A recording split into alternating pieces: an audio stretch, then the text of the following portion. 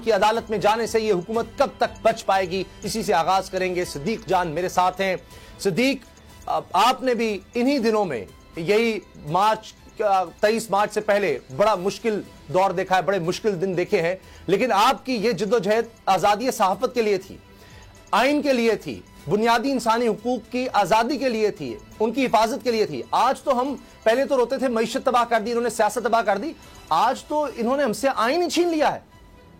बिल्कुल उसामा भाई, आप दुरुस्त कह रहे हैं। इस वक्त मसला ये है कि आइन इंपॉर्टेंट नहीं है, जिद और अना इंपॉर्टेंट है, जाती मफादात इंपॉर्टेंट है, और ये हुकूमत जो है ये अपनी सियासत के लिए रियासत कुर्बान कर रही है।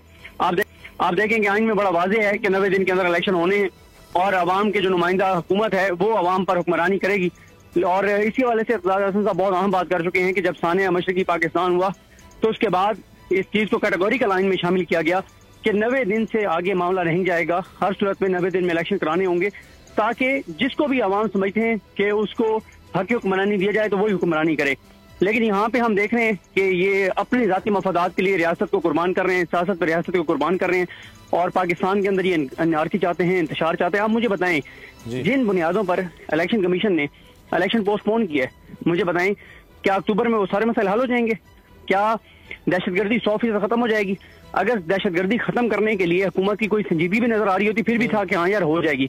यहाँ पे तो जो CTD है जिसका काम दहशतगर्दों से लड़ने और पकड़ने, वो सहाफियों को पकड़ रही है। मेरा केस जो है वो CTD के पास था, पॉलिटिकल वर्कर्स का केस जो है वो CTD के पास था। तो ये तो इस वक्त हालात हैं, ये तो इस वक्त सूरत हाल है। तो कैसे हम इनसे एक्सपेक्ट कर सकते हैं कि ये दहशतगर्दी का खात्मा करेंगे? और साथ ही जो फंड्स हैं, कहाँ से पैसे आएंगे? पैसे तो मौजूद हैं, इनके अपने अयाशों के लिए अरबों रुपए मौजूद हैं, इनके अपने दौरों के लिए सब कुछ मौजूद है, इलेक्शन के लिए नहीं है। मर्दमशुमारी के लिए पैसे मौजूद हैं क्योंकि उसके लिए उसके बहाना बना के इलेक्शन डिले करने हैं। तो ये सारे बहाने, असल मसला ये है कि इलेक्शन कमीशन और हुकूमत साजबाज सारा ये सारे पूरे पाकिस्तान को पहले पता था, और जिस तरह से मशकूक अंदाज में रात के वक्त ये प्रेस रिलीज आया इलेक्शन कमीशन का, वो सारा बता रहा है कि असल माजरा क्या है। सब कुछ बड़ा अफसोसनाक है। सदीक, मैं प्रियम्बल पढ़ना चाह रहा हूं आईन पाकिस्तान का। इसको मुकद्दस डॉक्यूमेंट कहा जाता है। सिर्फ आमिर जो है